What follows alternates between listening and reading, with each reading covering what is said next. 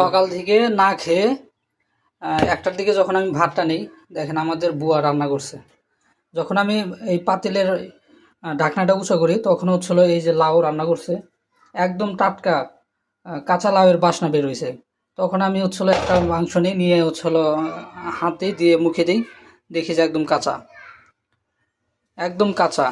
মানে এভাবে মানে হচ্ছিল বুয়া, আমাদের বাসার বুয়া হচ্ছিল এভাবে কাজের ফাঁকি দেয়।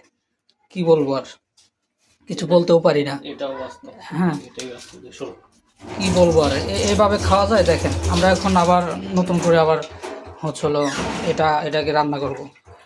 রান্না না করলে এটা খাওয়াই যাবে না, যদি খাই আমাদের পেটে সমস্যা হবে।